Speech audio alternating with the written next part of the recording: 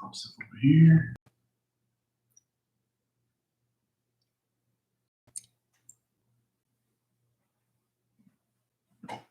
All right. Looks like we're live.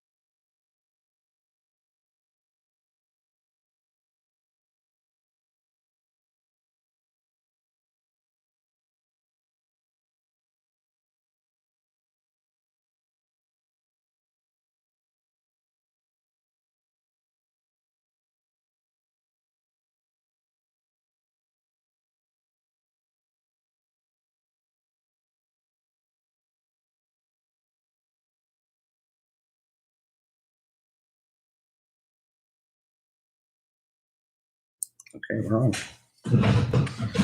I think we're ready.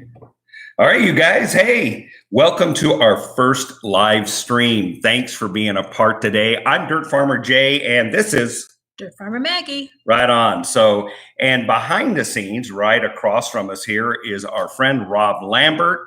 Rob, why don't you come around and get in the camera real quick and mug for the shot a little bit. There's Rob. Rob's going to be running tech today and moderating He's the brains of the operation. We're just the faces. Look at, we're just the cosmetic part of Gotta this work on that, babe. I need some injections. So guys, it is great to be with you today, especially during this time in history in the United States and in the world, right? Yeah. A lot of trials, trying to figure this whole thing out with the coronavirus. And if there's anybody in the world that gets the value of hands-on living, self-reliance, resiliency, it's the Dirt Farmer Jay family.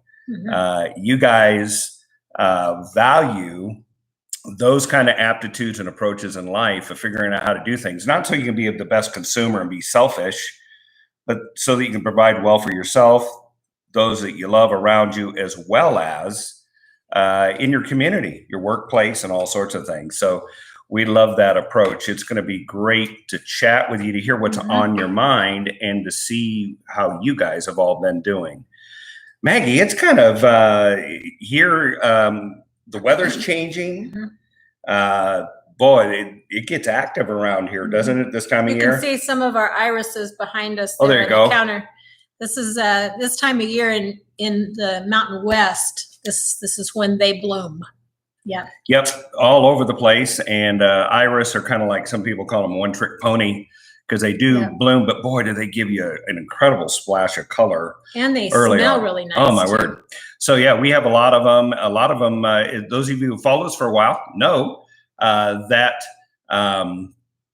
we originally came from Arizona many years ago. We now live in northern Utah. And so some of those iris actually came up with us in 2001. Yep. And have since then grown all over the place. Hey, 110 Soldier, hello. From Kentucky, it's good to have you with us. We actually have a son now that lives in Kentucky. In Lexington. Yeah. So we're not going to tell you his full name because he's kind of a private guy and all that, but he loves it, he and his family and our grandkids, and we're actually planning to do a trip back to see them later this year. So 110 Soldier, thanks for being a part of our viewer family and being a part of this event today. Our friend Andy, it's great to talk to you. And she says, hey, friends, and we have a little disclosure. Who is Andy? Andy's Rob's beautiful wife. On the other side of the screen. They both married well, I can say. They did. They both married very well, and she is a great lady. And Andy, thanks for being a part of this today. Hey, Keith, it's good that you're here with us also from Ohio. You know, one of the great things, Keith, that we love about being YouTube creators is this broad community of people that are all over, not only just regional, local, national, but international. And so we get to interact with a lot of people. And Ohio is one of our favorite places. That's right. Many years ago, what did we get to go do? The whole idea of going to we went to Amish country. Yeah. We actually hung out with some Amish people that invite us into their lives. It was really cool. So you probably can figure out that Jay talks a lot to anyone who will listen. And he got started talking to somebody on a plane years ago on a business trip, found out he was from Ohio, found out he knew some Amish people. And the next thing I knew, we were flying to Ohio to go on vacation with people that I had never even met, and for 2 weeks down to Amish country. And it turned out to be the very best vacation we ever had. It was Charm, Ohio. That's where we hung out, and we found the Amish people that actually have this marvelous sense of humor. They're kind of stereotypical as being very somber, but wow, great conversationalists and stuff. So again, thanks for joining us. Also, that Fix It guy, hello from Washington. I like your moniker. Indeed, that says you're hands-on. And Monica Taylor, hello from Colorado as well. Thanks for being a part of this today. Hey guys, I want to just pose something to you and ask your thoughts. And Rob is running as well. Our friend also, Shelby, who is our social media person, is on the team today. She is part of the remote team and is one of the moderators on the chat. So between Shelby and Rob, they're going to moderate the chat and respond and get things in front of us. But here's a question I want to pose to you.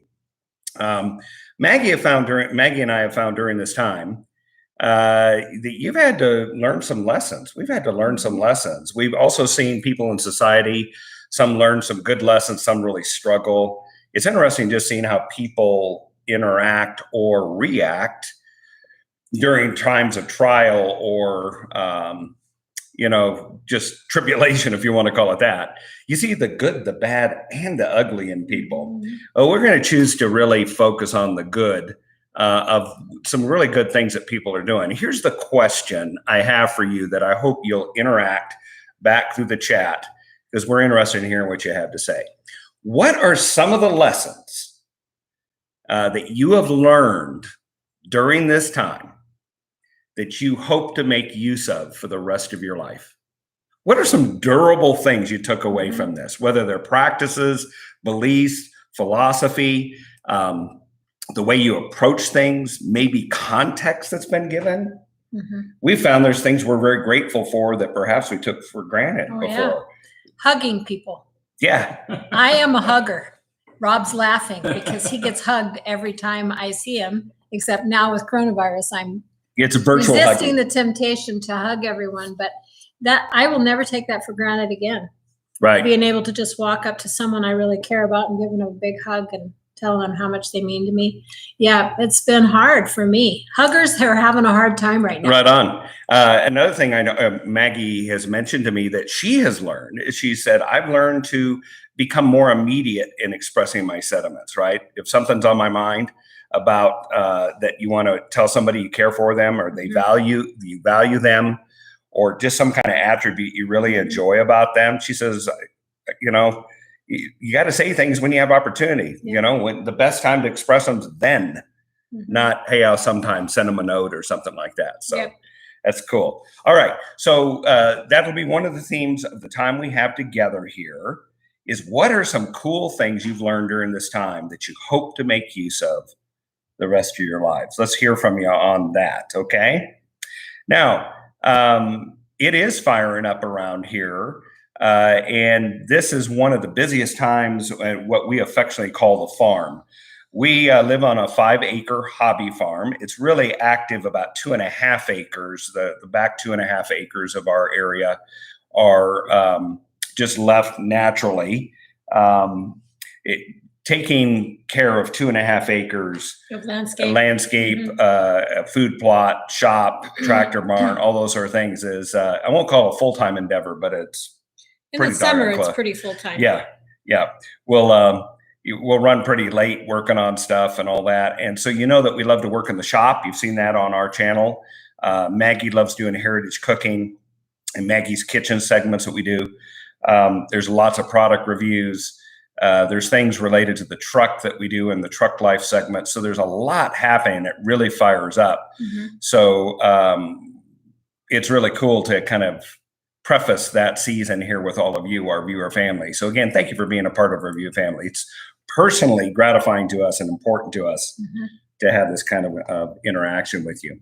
Well, we have one of our first questions that has popped up. It's a question from Rob off of Facebook.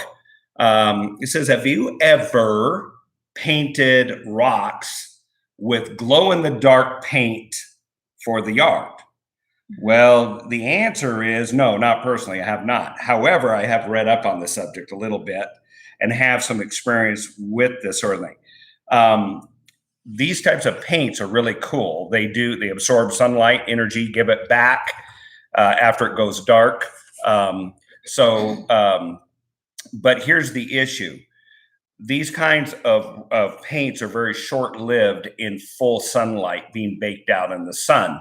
So these are very good for an event that you're doing, something that's coming up. Let's suppose that you have an evening party, and after the lights go off, you want this cool effect. It's kind of subtle. It's not like somebody put light bulbs inside the rocks and then boom, lit them up.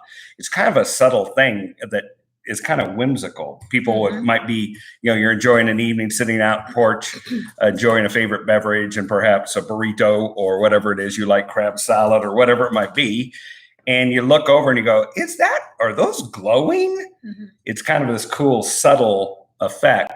It won't last a long time, and here's why. The sun's rays itself, UV rays, are highly degrading, and it'll knock down and break down the compounds that are in that paint. But for one-off or several nights in a row type of event, works very well. And of course, like anything else, if you pay for more premium product, you're going to get better results than you are getting the cheapest product you get. So yeah, it's a cool thing to do, and certainly kind of you get people that go, is that what's going on there? So it's kind of clever too. So yeah. So we have a question from Andy, and Andy says, does working on your yard help with home equity? Well, yes and no. I mean, it depends on when you go to sell your home. If the people who are looking for a home are looking for something that has an intensive landscaping that they can just take over and maintain and don't have to actually put it in. I mean, getting it put in, we bought this 5-acre plot. It was just scraped by the construction people. There wasn't a tree, not a bush, not anything on this whole property. And it was just a blank landscape. And you work and work and work, putting in all the underground water lines, and then you cover them up and you don't have anything to show for it. I mean, other than the stub ups or something. Doesn't look like much happened. We'd plant, 20 trees and it would look like it still looked bare. So because of the scale of the landscape. But for us, someday when they carry us out feet first and our kids end up selling our house, it'll be the landscape, I think, that will cause people to either really want to buy it or really not want to buy it if they're not an outside landscape person. So Andy, Maggie, let me leverage a little bit on your answer too, to Andy. Indeed, it does depend if it's valued by people. However, I will tell you this, whenever you create what's called curb appeal for a home, you will have higher demand for the home. Also, it's very difficult for most people to envision what a place may look like. You actually have to do it, and then they say that's really cool. The other thing is, whenever you do landscape well, what you're actually doing is expanding your living space, essentially, virtually, right? You're creating outdoor rooms, outdoor spaces, what might be recreational rest place, respite. It might actually be habitat for birds and so forth. All of those things show up in the real estate price. And there is a variance of opinion on this.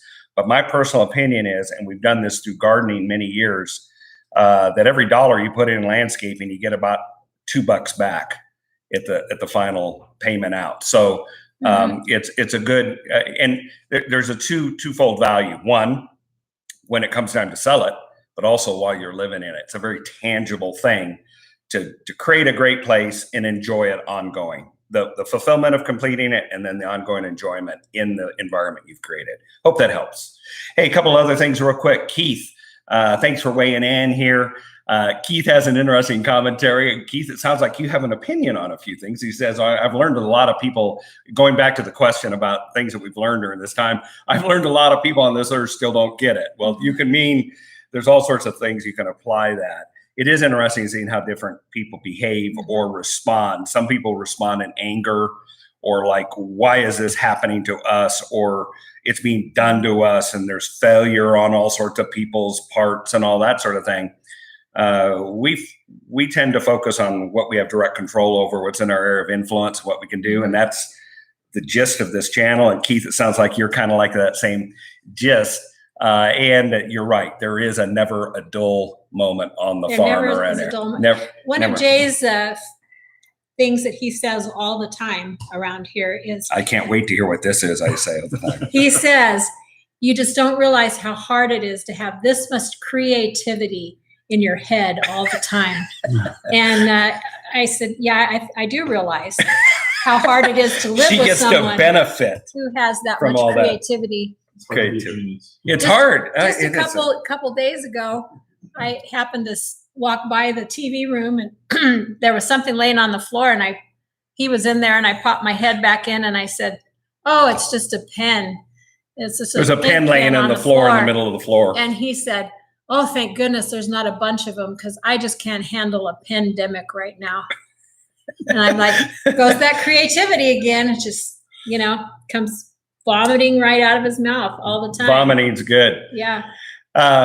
Hey, listen, we're going to go over to Shelby. Shelby's asking this. I'm way more experienced in the kitchen than I thought, and that's good. We happen to know Shelby. Shelby's on our team, and she is an excellent baker. Yes. She puts together these incredible things. Cakes, cookies. Her aptitudes in that area are wonderful. So, Shelby, I can't wait to see what's like 10 years from now. You probably have some incredible business going and all this sort of thing. But anyway, so I'm more experienced in the kitchen than I thought. I've made homemade bread. I can never pronounce that. Beignets. All sorts of new recipes and all the chocolate chip cookies I can. And then I lost the rest of it.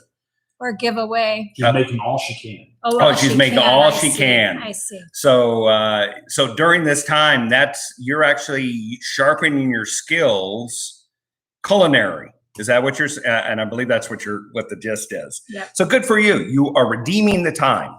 You are taking the time, and instead of just sitting around doing nothing, you're actually sharpening your skills for something that you and others that know you.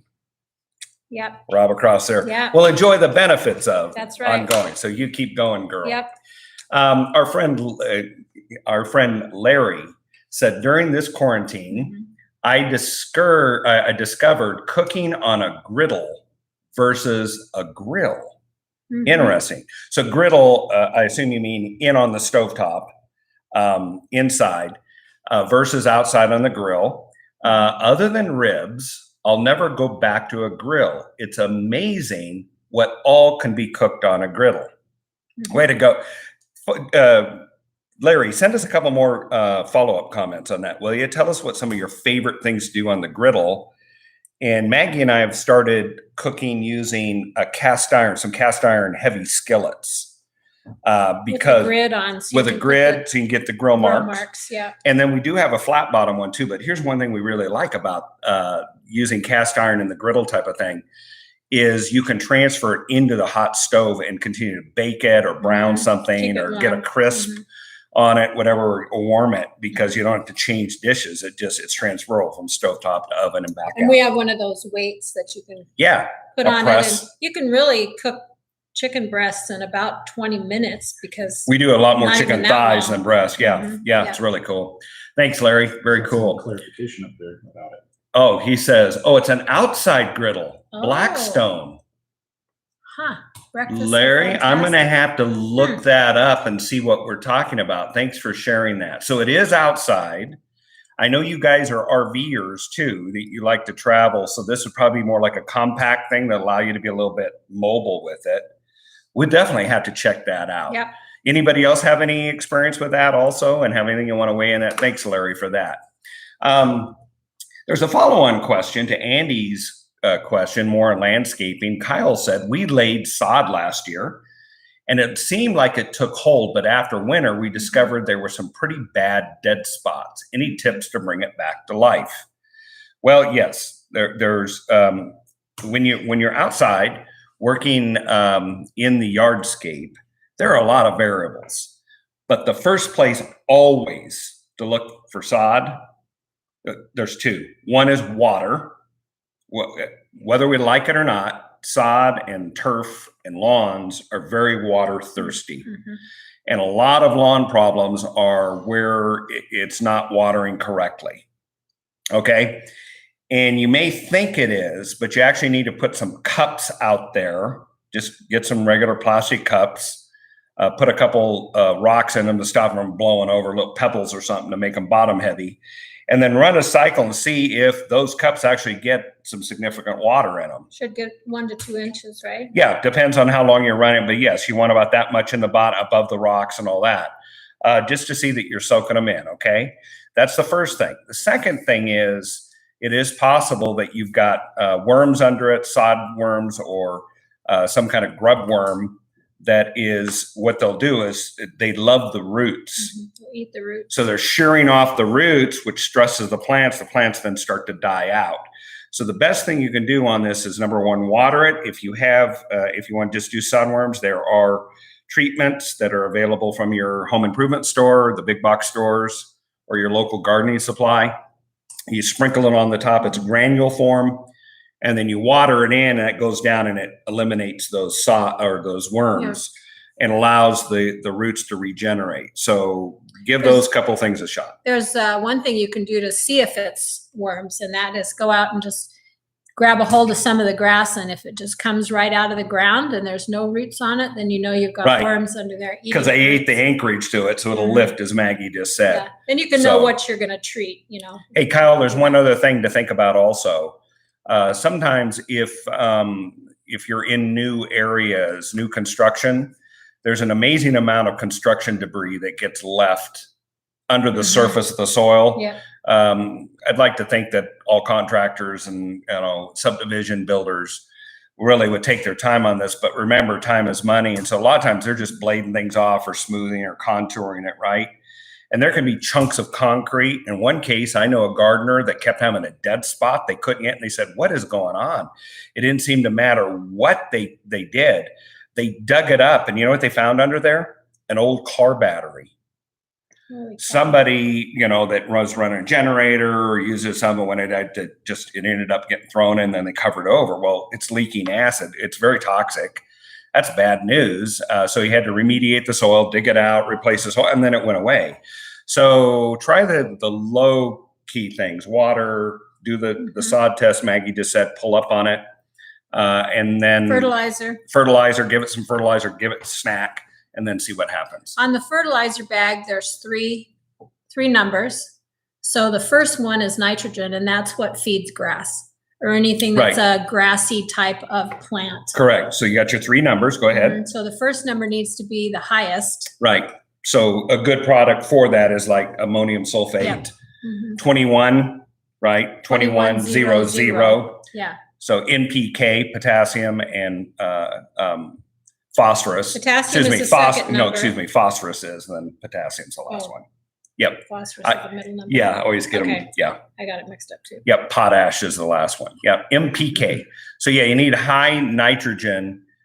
Grasses are high nitrogen feeders. So try a little bit of that, Kyle. Top dust it, water it in, see if you can blast it back to life. So if you've got some super dead spots, you'll probably need to either cut out that sod and replace it with some new sod. You need to look at the soil under the ground too. A lot of times people will just put sod over the top of really bad soil, like it doesn't have really any organic material in it. So if that's the case, you can sometimes sort of top feed just a little bit of potting soil, water it in, let it seep down through to get some nutrients. And anchorage and all that. All right. We'll continue to work with that. All right.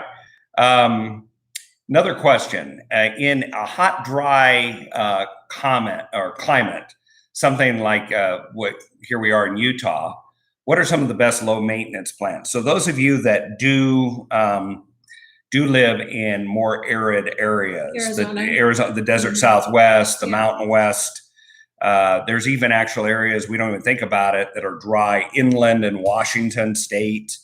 Those of you who have been in Eastern Washington and that sort of thing. So here's just the basic idea to think of when you think, instead of giving you a list of plants, you can get a list of plants by going to your extension agency online. And in the case of Utah, it's Utah State University. So you're going to go usu.edu. If you were in Kentucky State, it'd probably be ksu.edu.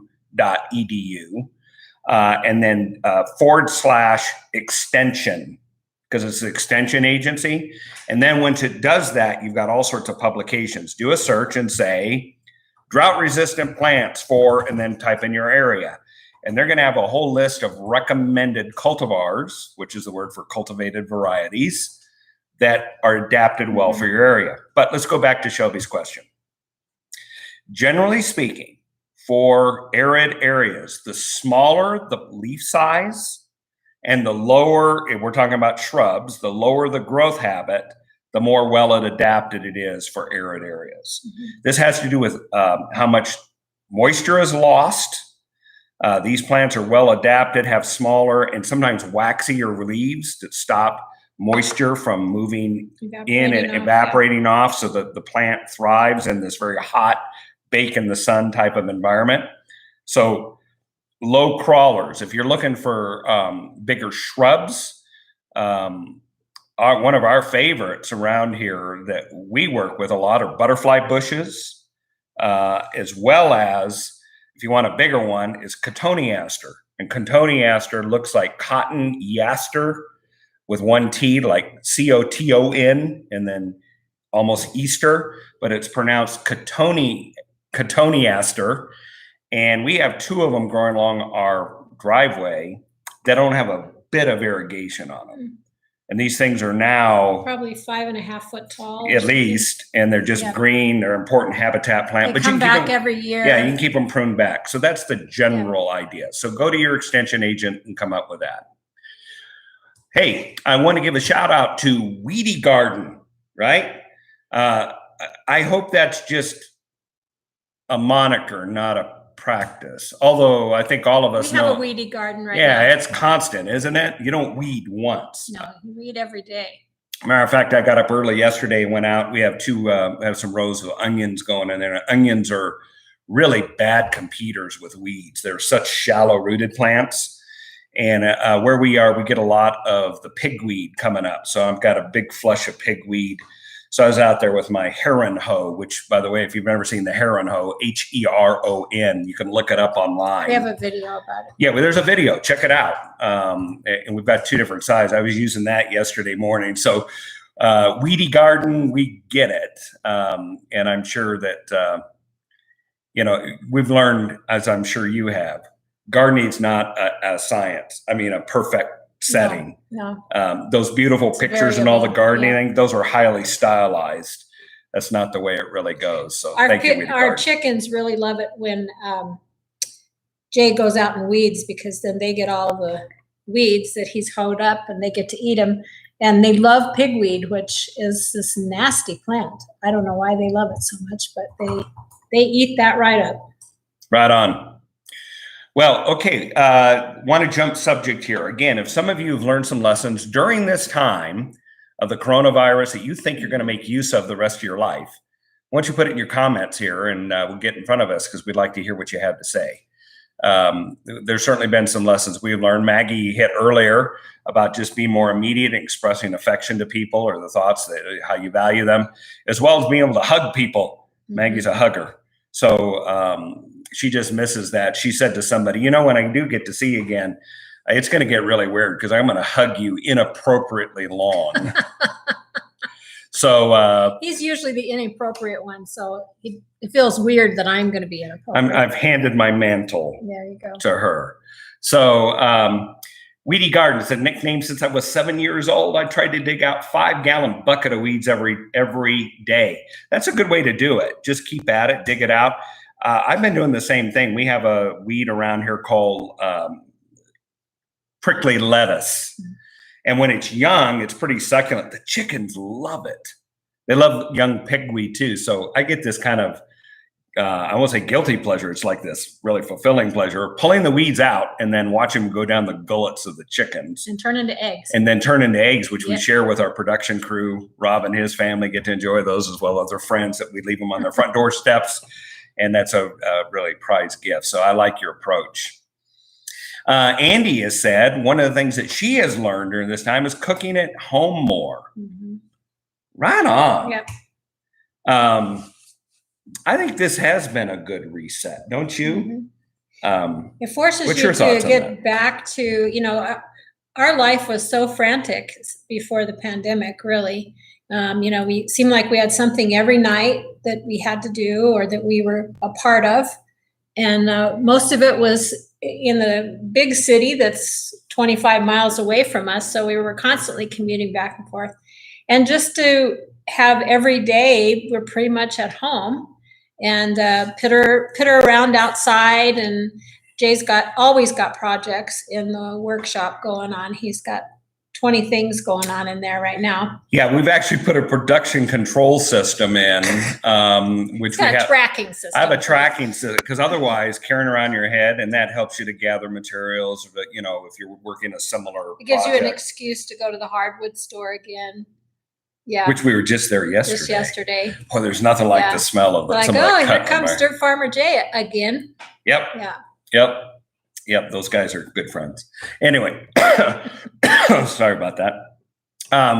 So yeah, I like that approach. We have learned to cook more simply on things, and boy, there's just some good eating, and you can get in the habit of just always running out to get something or highly prepared foods. And learning the simple joy of putting something together and having a connection to what's on the plate. And if there's things you've grown, Maggie makes an incredible spring roll using the Thai rice paper, using basil and cucumber and carrot and stuff out of our garden, and a little bit of some shrimp or some fried pork or whatever. It's just incredible. So that connection. So I like it, Andy. I think that's a great thing. One of the things that we just rediscovered, kind of, when I was growing up, my mom would cook chicken fried steak a lot.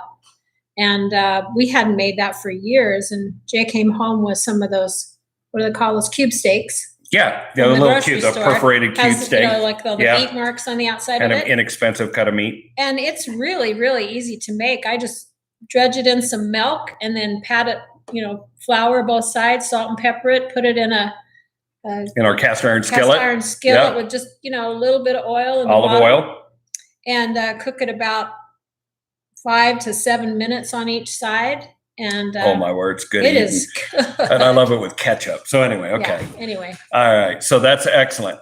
Hey, Weedy Garden, let's come back to your comment. You're asking about some of that wild lettuce. It depends on what wild lettuce it is. The weed that we have is called prickly lettuce. And in its young stages, it puts out these pretty elongated leaves, almost looks like a arugula, large leaf or that kind of thing. But it very quickly starts to grow a central spine that puts these, and the reason they call it prickly lettuce, it puts these little prickly things out that you only want to pull it when you're using gloves. But when you pull it at a young stage, the chickens love it. And I've actually tasted it. It's kind of mild at that stage. But to be honest with you, I haven't ingested a lot of it. I don't have a good answer to that.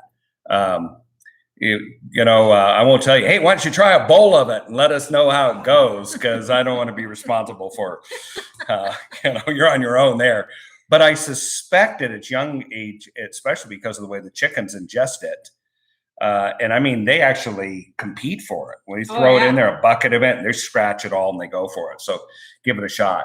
Hey, Ronaldo, it is great to have you be a part of our viewer family. Watcher. You are. Thanks for joining us. It says here you've been learning more things on YouTube during this stay-at-home process. So it sounds like you're a lifelong learner, which is a trait that both you and I really value. There's so many cool things to learn and experience. So thanks for being a part of that process. What you've asked is if we do plant a garden. Yes, we have a full food plot, but we also have raised beds. And we use vegetables or some plants interspersed in our normal ornamental gardens. So like, for instance, we use pumpkins to grow in along things. So big old leaves, and they fill in very quickly and grow very quickly. There'll be sunflowers out there. Sometimes we've got basil or those kinds of things that are planted in there, melon crops.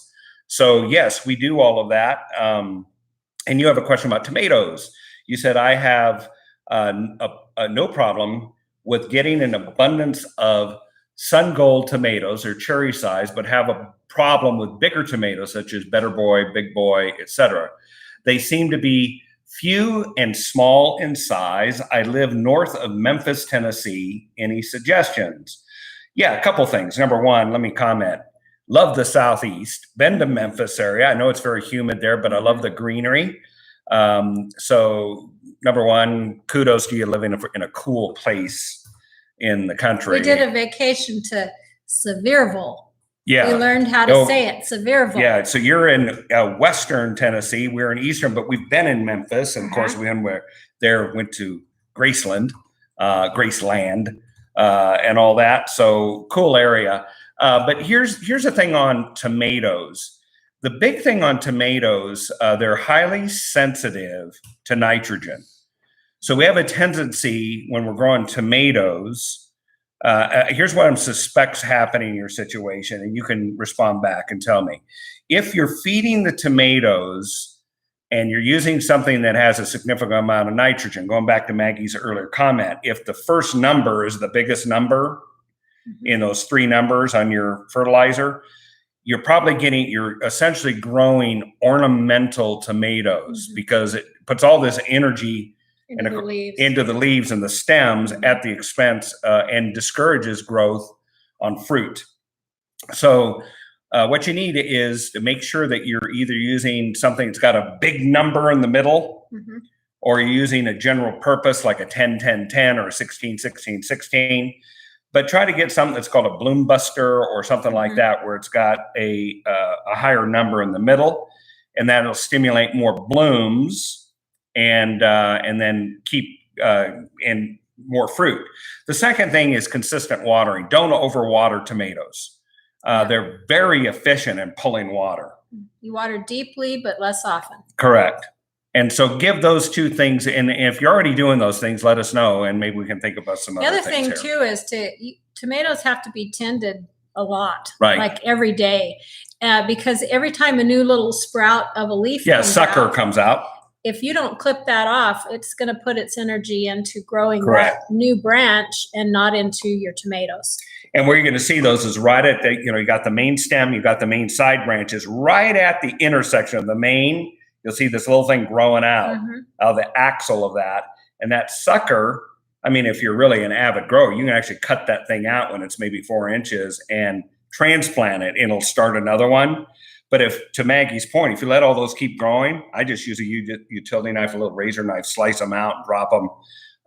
That'll put energy into the main stem, the main scaffold branches, and in the fruit you're growing. Okay? Give that a shot, you guys. See if that really helps. All right. Removing moss on your grass. Yeah. Well, moss comes as a result of 2 things. 1, limited sunlight. Let me ask you, I'll put the question here. Any tips on removing moss in your grass? I have a lot in my backyard. So a couple things. Let's just look at the causes of it, so that if you can modify the causes or eliminate the causes, then you don't end up having to do treatments.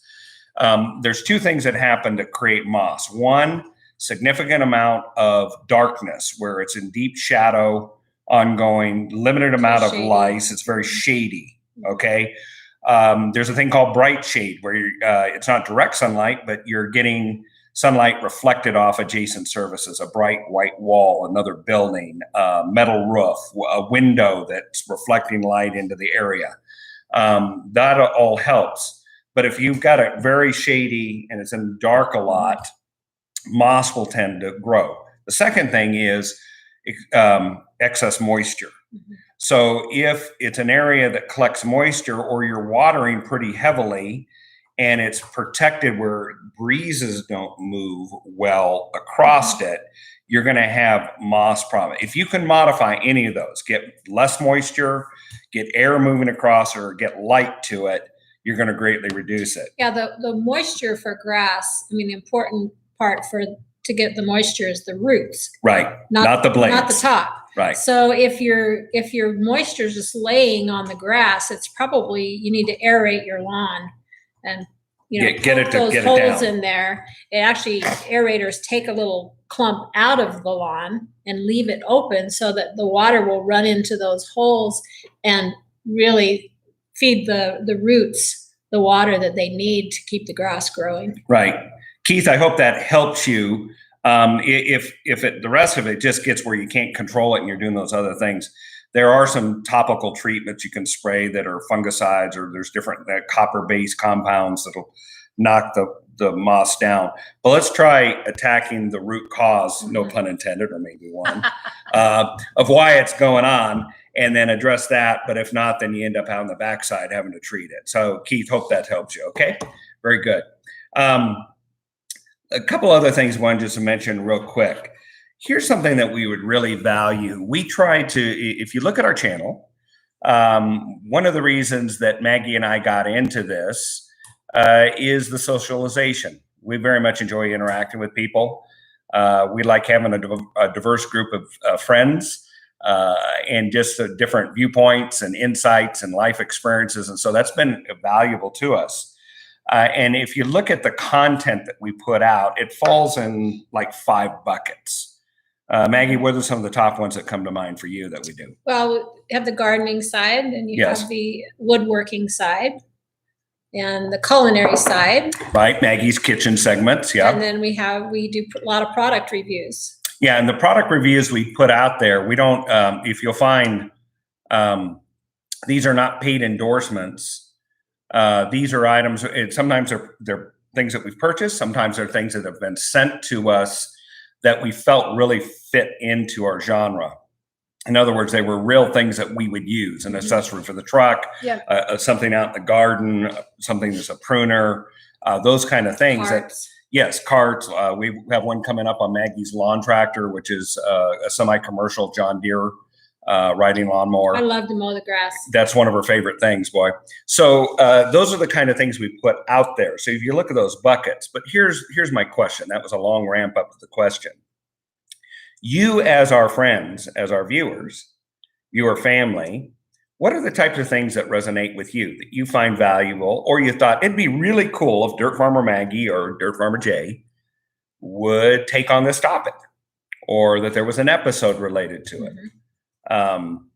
It can be technical, it can be related to gardening, it can be any of those kind of things. And if you've got some ideas that you would think you'd like to send our way, and we'd really much enjoy that. We count on the insights of other people to give us some direction. So please let us know some things you might feel might resonate with you, okay? Hey, Shimmy Bammy, what a name. Shimmy Bammy. Shimmy Bammy. From Alabama? Is that a birth name? No, anyway. Shimmy Bammy, how much water would you use daily for watermelon in a place in Arizona? Should I use wood chips to save moisture? You're on the right track. Okay, watermelon. Has the word water in it. Yeah, okay. So here's something to remember, though. If you look at and see where watermelon, these kinds of melons came from originally, where do you think they might have come from? Well, it might be surprising. It came from the Middle East. Where it's dry. Iran, Iraq, Mesopotamia, that whole area. Okay, the Levant, that whole area where Israel, Jordan, all of that, Syria, all that. And so these are arid plants that are very efficient at pulling up water. But no plant likes to be drowned and then droughted. Drowned and then droughted. So if you can help the plant by giving it moderate moisture over a period of time, then it's going to help it no matter what kind of melon it is. Now, here's the balancing act with melon. If you overwater it, the plant is very efficient at pulling up water, just like tomatoes are, and it'll put that water somewhere. You know where it goes? Into the fruit. And if there's too much water in a tomato, it'll split it. In a watermelon, it'll do the same thing. It'll crack the melon. Now you've compromised the melon. And so whenever you see cracking of melons, it's from overwatering. That's a good thing to remember. Go ahead. Yep. You want to add something? So also the soil that you're planting your garden in is super, super important.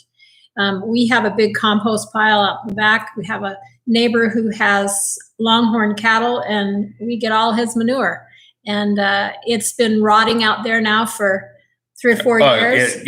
Multiple years. We just keep amending soil. Add soil, and it turns into this great compost. But the more organic material you can put into your soil, especially in your garden area, it'll help hold the moisture where it needs to be at the root of the plant, rather than repelling the moisture, because super dry soil actually repels the moisture. Right. It's hard to penetrate, especially if there's a clay content in it. But if you have organic material, it's going to seep in and stay there. And it holds nutrients differently. It accesses nutrients. So Maggie's on the right track. Now, you've also asked and mentioned one other thing, mulching, chips. Mhm. Anytime you can mulch around a plant, it's a good idea for multiple reasons. Number one, it suppresses weeds. Number two, it moderates the soil temperature. Less swing in temperature through the day and nighttime hours, like putting a blanket on it.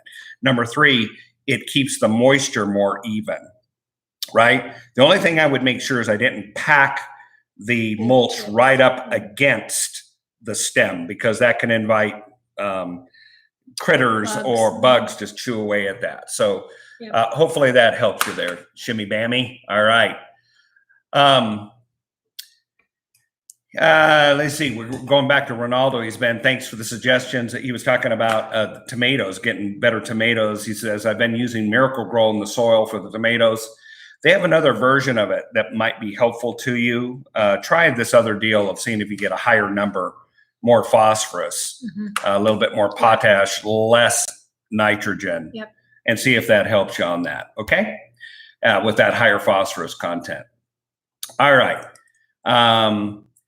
Here's an episode idea that Ronaldo's also brought up, and that is showing our garden. That's a good idea once we get it into full bloom and stuff. No pun intended.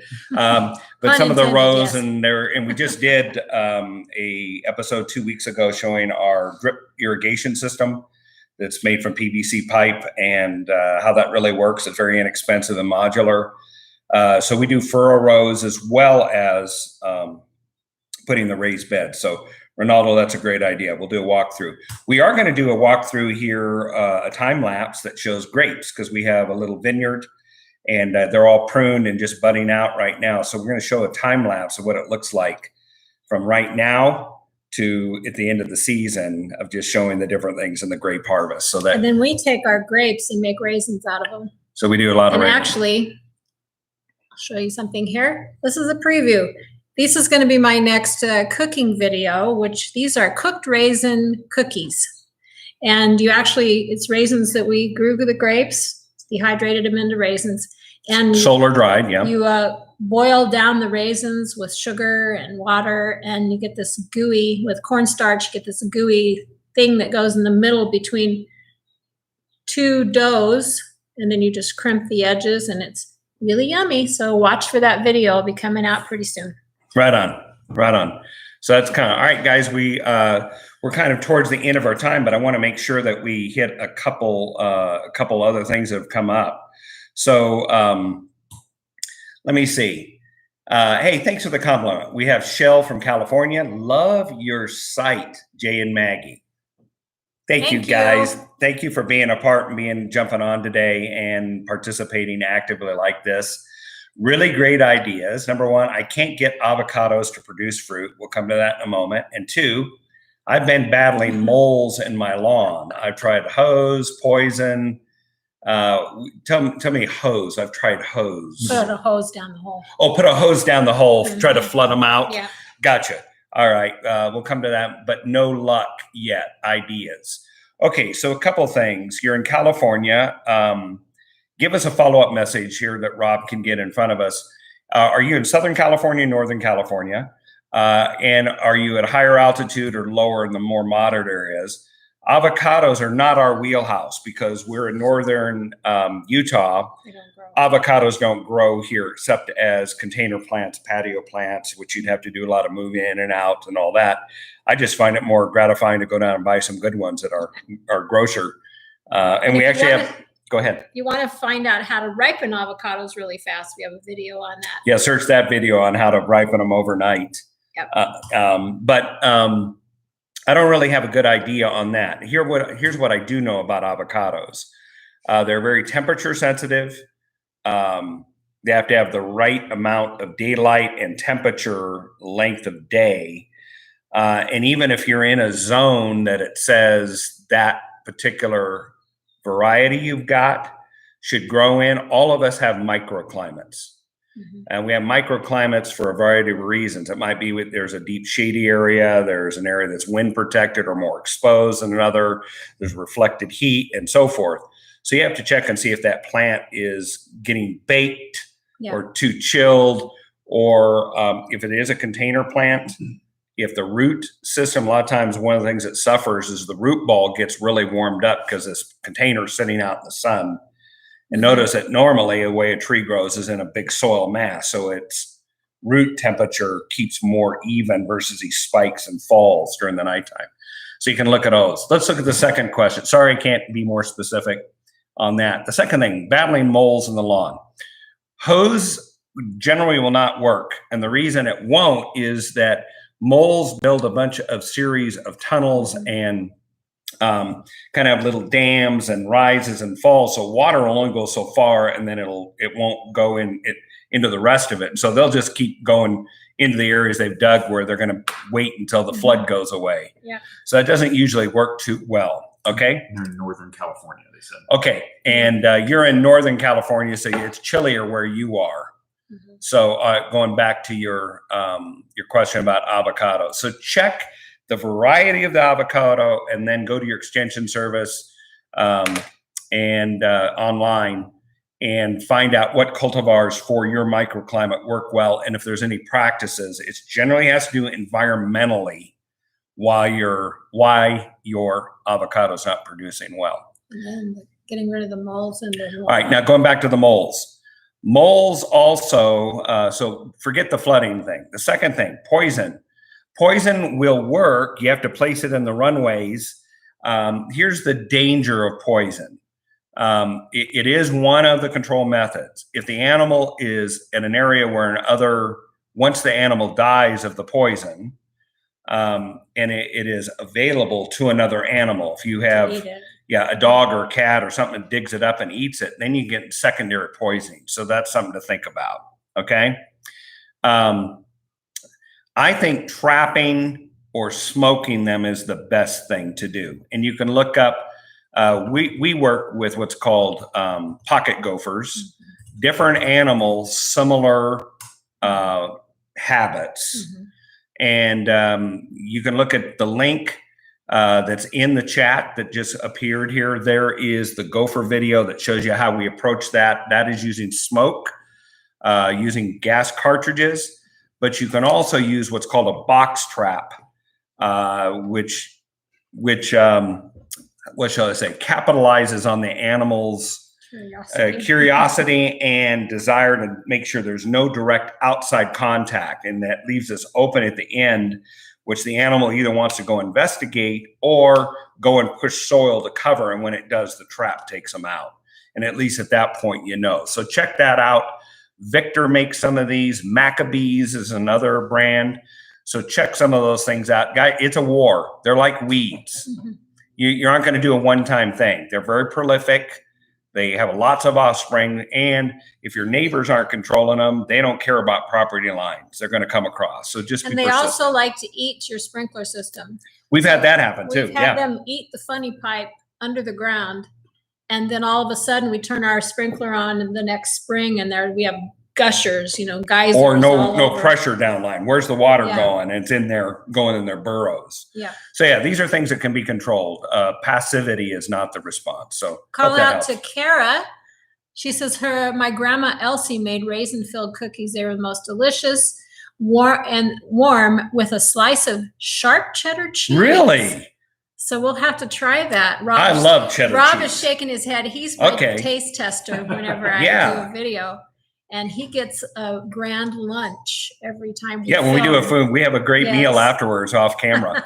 I really like that, Kara. That's a great idea. Maggie makes her own mozzarella cheese. I have bought the starter and some of the gear to learn how to do farmhouse cheddar. And that's something I aspire to learn. That might be going great. Now I got two heritage things that would be made both. What a great idea. Thank you for that. So Kara, do you cut the cheese real thin and then actually melt it on top of the cookie? Is that what you do? I'd like to have that answer before we get offline here. Right on. So, hey, Ed Dana, I saw you in our comment section. Thank you. I remember your name because I had a childhood friend. His name was Dana. And we had we had another friend that was in the broadcasting business in Tucson. His name was Dana. And so that was a memorable name to me when it popped up. So I've seen your commentary. Thanks for being a part of this today. You're welcome on the board foot.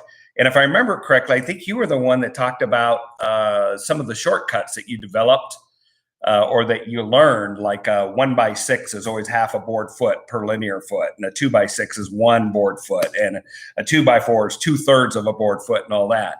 You develop those shortcuts the more that you use the board foot concept and how to purchase lumber and quantify it, and know how much you're going to pay for a piece, and what's the nearest finished thing so you have a minimal waste and all that. So thanks for being in. Are you an active woodworker yourself, Ed? Do you do that? And let us know. It'd be interesting. Are there any ideas that you have of further episodes you'd like out of the shop? If so, that'd be great. Also, thanks to James Carpenter, who says, I love your videos.